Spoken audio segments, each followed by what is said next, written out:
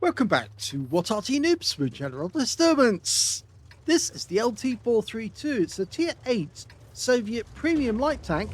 It's located on the northeast spawn of Glacier, and this one is under the command of danijjjel, or Daniel. I think it's actually pronounced Danielle. I think he did say that. Well, I kept pronouncing it danijjjel because there were so many J's in there. Game on. Well, it's got a fairly low caliber gun, 85mm at tier 8. Yes, it's going to come up against some monsters with much bigger calibers. Only 180 alpha, and it does have a rather large hull, but it is a premium light tank, and of course that means that he is great on camo, and he's already spotted a fair number of enemy tanks. There are Arty in this game, so there might be an opportunity for them there.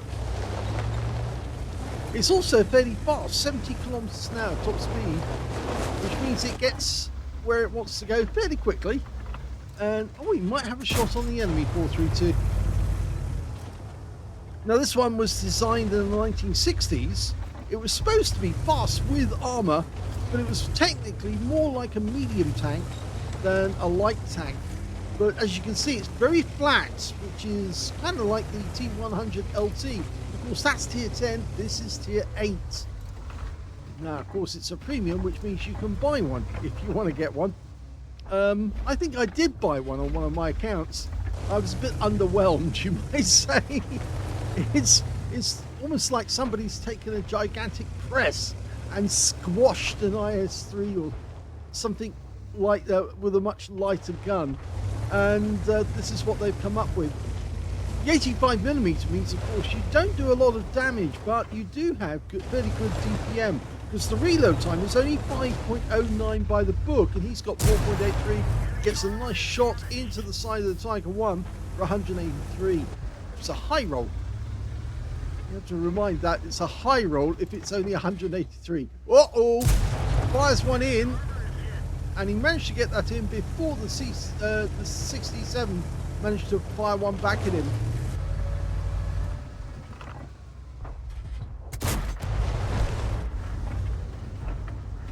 Nice. I think he's relying a lot on his camo to stay unspotted from these guys. Even though he's way out in the open, he's a fair distance away from those tanks, and they're being proxy spotted by some of our teammates at the moment.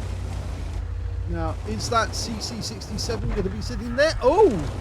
Well, that's interesting, because the enemy just lost their Alpine Tiger, and they also lost their... Oh no, we lost an Alpine Tiger. It was the LT-432 on the enemy team, went up the path, and he got wiped out.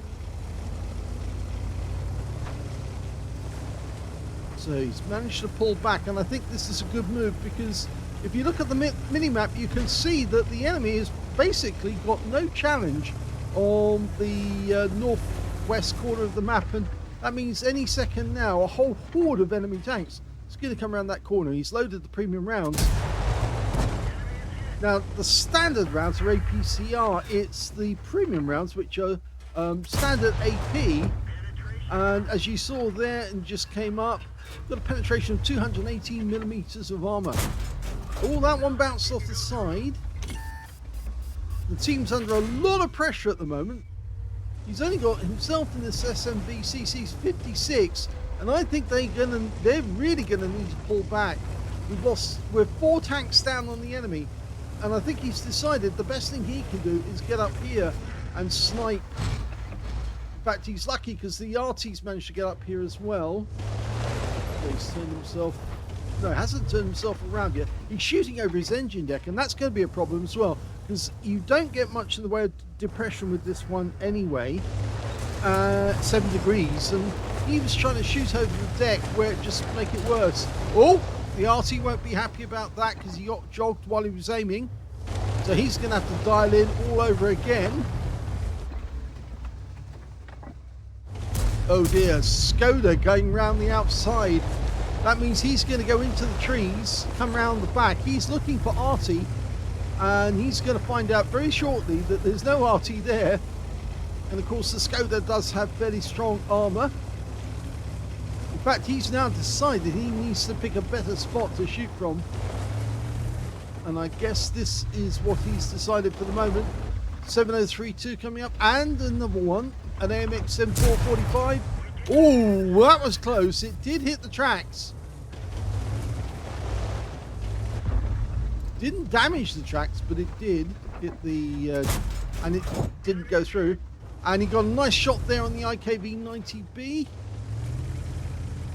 He's got probably, well, no, his rear's covered for the moment, but there's a T-34-100 somewhere up on this road. And if he does meet that guy, he's going to need to pump as many shells in and, of course, move, get into a position. Okay, has he got shots? Not, oh, just on the IKV. Yes, he gets one in. Average roll. Got company. Oh, no, he hasn't got, oh, enemy tank, T-34. There he is. Constructor. Now he's probably reloaded. Gets one in. Oh, maneuver. He took another round. This is not good. And even the enemy Arty's joining in. And now they're just slugging it out. He's going to end up on virtually no hit points. But the constructor does go down. So that's his first kill of the game. But now he's down to just 259 hit points. You don't get much to start with. It's only 1100, and now he's got virtually nothing. So it's going to be sniping time. Now he can probably snipe that IKV-90 if he can get into a position. We've got virtually nobody left on our team. The Arty went down. We do have an XM66F. This, no, can't get a shot on the CC67 either.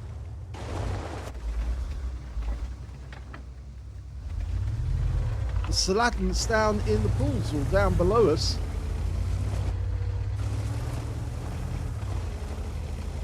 He's decided to make a play by going around. It's an obstacle course.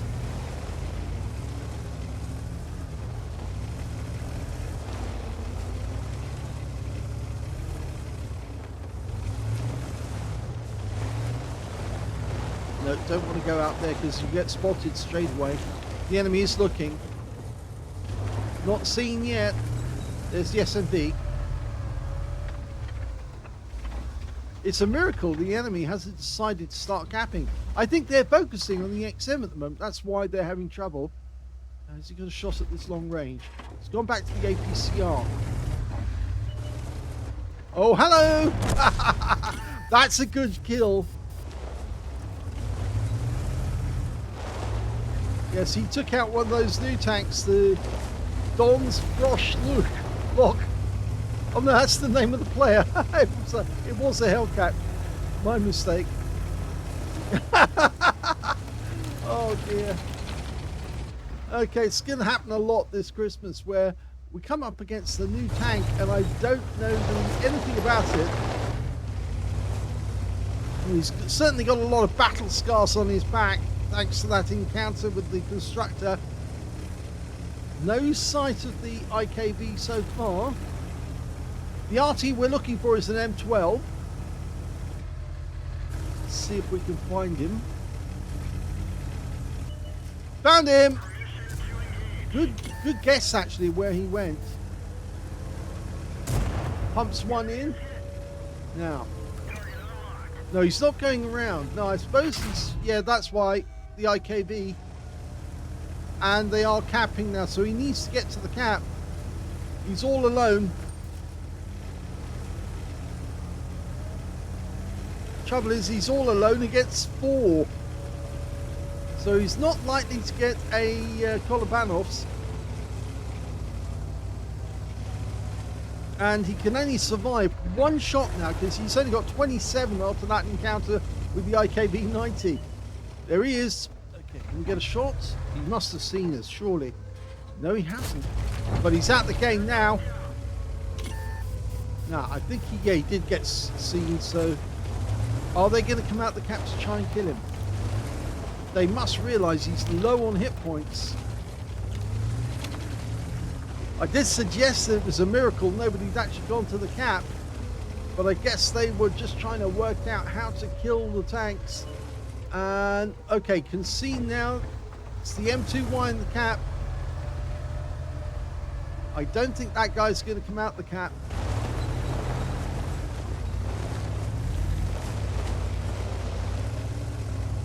He desperately needs somebody to get that guy. Oh, he can get a shot now. Yes! And he actually got a kill. Now, SMB pumps one in. It's only the SMB and the M12 now. I'm surprised the M12 hasn't tried to get a shot, or at least to try and shotgun him. Maybe he's just too worried that the LT-432 is actually quite agile.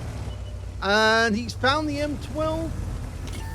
And oh, we just saw a shell zip past us.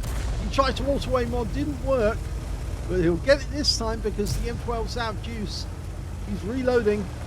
You only get 20 rounds in the M12. Put one in to track him. He's not going anywhere now. No opposition. These rounds are just going to go straight through. And there we go. His 5th kill. If he gets the next one, he gets the top gun, but he also wins the game. But sadly, he will miss out on getting a Kolobanov. This is a good game. Freshly sent in this morning. Danijjjel thought that it would be a good idea for me to get one of the new games. Oh, he's capping again. Cheeky. Well, he might do well to go to the same position the IKV-90 was in earlier.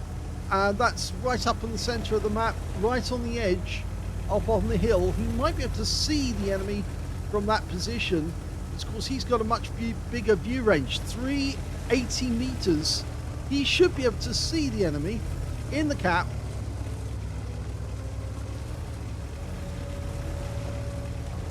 Well, no, he didn't appear, so okay, go over here. I get the feeling that guy's trying to draw us in, but I don't think he realizes where Danijjjel's going to actually pop up. And if he does pop up in the place where he can't see him, it's going to be a reset, possibly even a kill to win the game. Okay, where are you? Behind the wreck? Well, this is certainly unusual. Might give us a chance to get a defender medal as well. Okay, he's done the right thing. Turn around, go to the same position he was in earlier when he was trying to snipe to protect the cap area.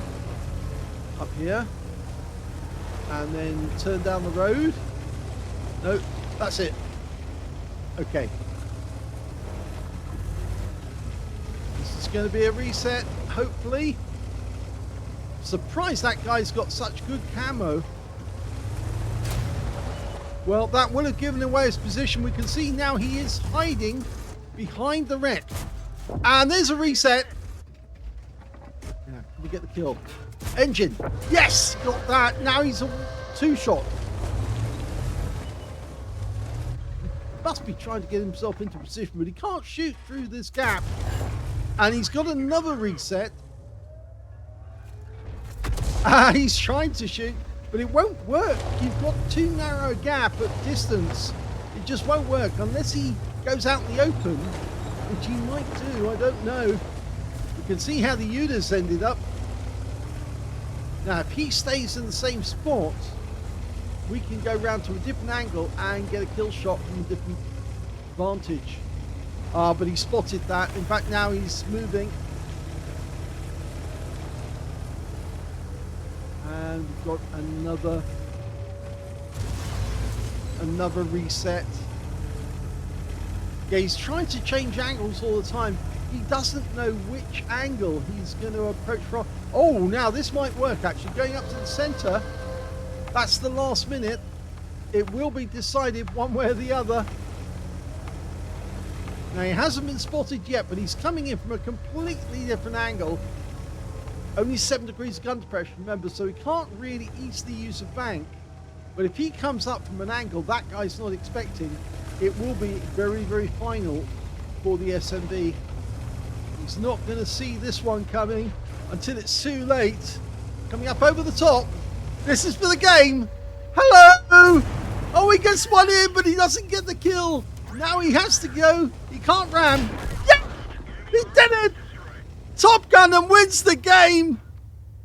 Spectacular. Here's the end of battle stats, and surprisingly, that was only a first-class tanker for danijjjel in the LT-432. Yes, you would have thought with that much effort in, he actually got an ace, but no, it wasn't on this occasion. He did get a Piper effect for doing more damage than hit points to his own vehicle, Duelist for taking down 2 tanks who damaged him, Bruiser Medal for getting at least 5 critical hits, in fact he got 10, and he got a Hand of God for surviving the battle, having received damage from at least 4 different enemy tanks. On top of that, he got the Defender Medal for resetting the cap, and he certainly did reset it more than enough, probably twice as much as he needed. And he got a Top Gun when he took out the last remaining tank, the SMV-CC67, and his win rate from that one, 13,363. As you can see, the battle took place 9 o'clock last night. Well done to danijjjel. Now, let's have a look at team score.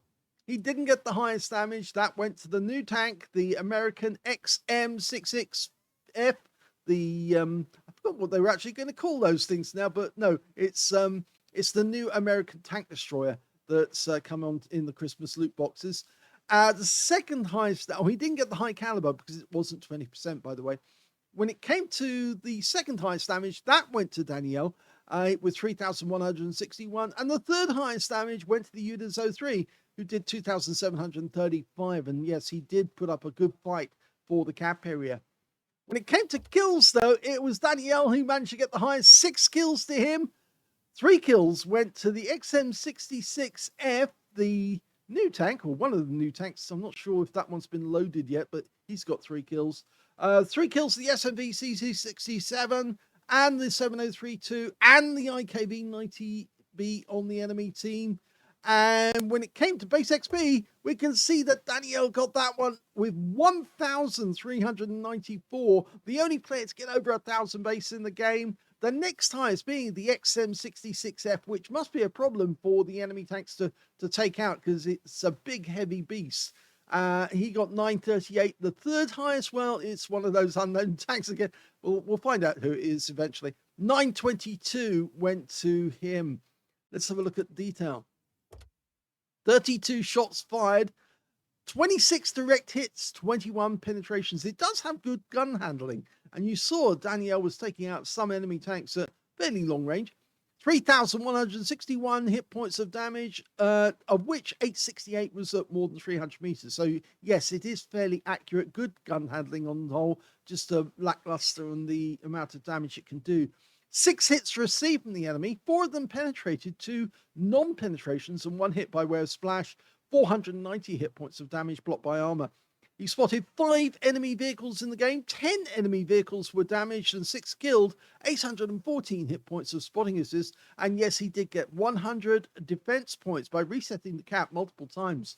On a premium count, he actually made 49,706 credits from the game, but he did have to use a fair amount of premium ammo to get through some of the hulls of those enemy tanks, because yeah, that 85mm gun ain't that great. 60 bonds, it's a huge one because he did get a bond achievement, and 4,391 experience points. This is one of the first games from the Holiday Ops appearing, so we're going to be seeing Holiday Ops bonuses coming in very soon, but only when people have actually clocked up enough bonus to make it work. But that was a great game in the LT-432, which isn't that great a tank, but danijjjel certainly made it work on this occasion and got a great result. I hope you enjoyed that replay. If you did, please give this video a like, do subscribe to our channel, leave a little comment down below because it feeds the algorithm, and thank you for watching.